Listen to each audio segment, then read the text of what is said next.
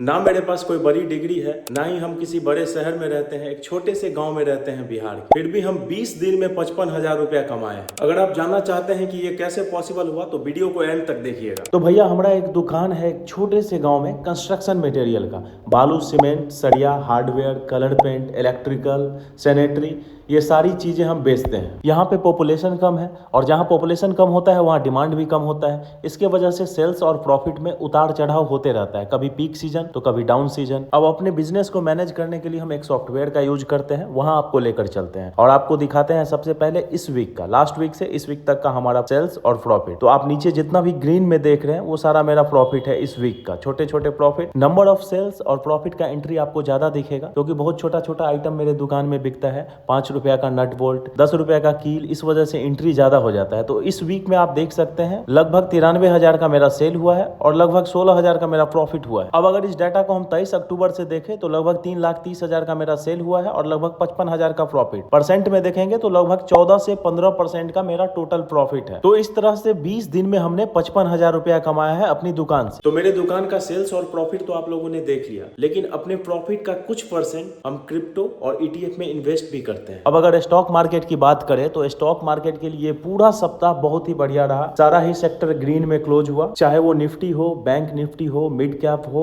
Small cap हो, सारा ही sector green था। अब अगर हमारे पोर्टफोलियो की बात करें तो लगभग 67,000 समथिंग मेरा इन्वेस्टेड है, जो बढ़ के 69,000 के आसपास है। इस बार पहली बार हम 2100 रुपया के आसपास प्रॉफिट में है। ग्रीन है मेरा पूरा का पूरा पोर्टफोलियो। अब ऐसा क्यों है, इसको जानने के लिए तो आपको हमारा पोर्टफोलियो देखना पड़ेगा। तो चलिए पोर्टफोलियो दिखाते हैं। सबसे ज्यादा मेरा इन्वेस्टेड अमाउंट सभी को पता है कि टाटा सिल्वर में है, तो सबसे ज्यादा प्रॉफिट भी टाटा सिल्वर में ही है। चांदी एक बार फिर से हुंकार भर रहा है। अब हमारा दूसरा ETF टाटा गोल्ड भी इस बार प्रॉफिट में है। निफ्टी बीज की बात करें वो भी प्रॉफिट में है। सिर्फ एक मेरा ETF अभी लॉस में है, वो है मोतीलाल ओसवाल का स्मॉल 250। मॉन 100 भी छोटा मोटा अमाउंट प्रॉफिट में आ गया है। उसके बाद डिफेंस ETF जो हम खरीदे थे वो भी प्रॉफिट में आ गया है। ग्रीन है पूरा का पूरा। मिड कैप भी ग्रीन में है और बैंक बीज सबसे लास्ट ETF वो भी इस बार प्रॉफिट दिखा रहा है। तो आप लोगों ने देखा इस बार स्टॉक मार्केट मेरे लिए बढ़िया रहा। इस बार हम पूरा का पूरा पोर्टफोलियो मेरा ग्रीन रहा। अब जैसा कि आप लोगों को पहले भी हम बताएं कि ETF के अलावा हम क्रिप्टो में भी अपना इन्वेस्टिंग स्टार्ट किए हैं।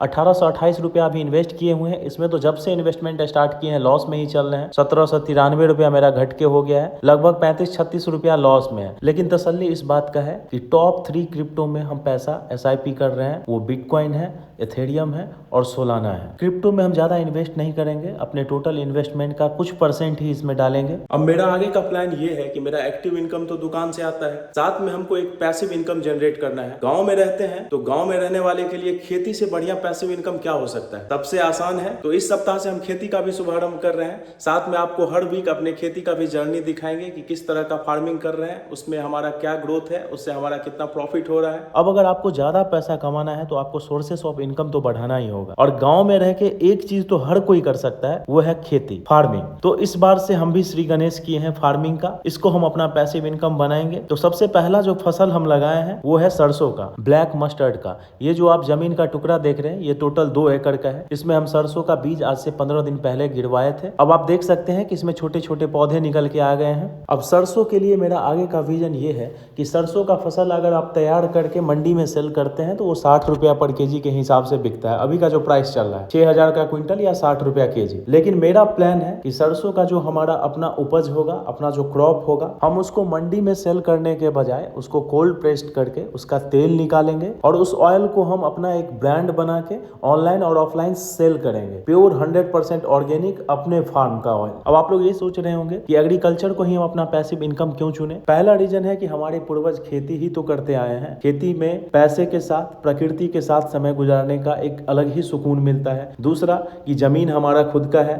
तीसरा इसमें इनपुट जो लगता है जैसे कि ट्रैक्टर, तो ट्रैक्टर हमारे दुकान पे ऑलरेडी रहता है। माल भेजते हैं हम ट्रैक्टर पे ही कंस्ट्रक्शन मटेरियल का, क्योंकि हेवी लोड होता है। तो वो हमें अलग से कुछ भी खरीदने का जरूरत नहीं है। अपना जमीन है, प्रकृति के साथ समय गुजारने का मौका मिलेगा और साथ में पैसा भी। तो हमारे सरसों का बुआई हो चुका है और मेरे पीछे जो आप लोग ये खाली खेत देख रहे हैं इसमें हम गेहूं का बुआई करेंगे बहुत ही जल्द। सरसों और गेहूं, इसी दोनों मेन चीज का खेती करेंगे और उसके बाद स्टेप बाय स्टेप फार्मिंग का ग्रोथ जर्नी आप लोगों के साथ शेयर करेंगे। भाई एग्रीकल्चर और फार्मिंग के साथ सबसे बड़ा बेनिफिट ये है कि आपको मेंटल इसमें इतना सुकून मिलता है ना, जितना किसी भी प्रोफेशन में आपको नहीं मिल सकता है। भले ही आप दिल्ली मुंबई में रह के कोई IT जॉब कर रहे हो, बढ़िया सैलरी कमा रहे हो, लेकिन गाँव के इस जंगल में घूमने का जो मजा है ना, वो आपको दुनिया के किसी भी पार्क में नहीं मिलने वाला। तो जैसा कि आप लोगों ने देखा कि वेल्थ जनरेशन के लिए हमारा दुकान, स्टॉक मार्केट, क्रिप्टो और अब साथ में फार्मिंग भी, ये चारों चीजें अच्छे से चल रही है। अब अगर हमारे फिटनेस की बात करें तो हमारा हालत बहुत खराब बाबा, माफ कीजिएगा, थोड़ा सा हम भावना में बह गए थे। एक्चुअली हम ये कहना चाहते थे कि फिटनेस के मामले में मेरा जो है बॉडी वेट जो हम कम करना चाहते हैं, वो जैसे लगता है कि अटक के रह गया है 84 किलो पे। 84 किलो से कम ही नहीं हो रहा है, जबकि हम रेगुलर स्किपिंग, पुशअप, चाहे जितना भी एक्सरसाइज था, क्रंचेज, स्क्वाट्स वगैरह सारा चीज लगा रहे हैं, टाइम पे कर रहे हैं, रेगुलर कर रहे हैं, लेकिन पता नहीं क्यों वजन मेरा कम होने का नाम ही नहीं ले रहा है। 87 किलो से 81 किलो पे हम अपना वजन लाए,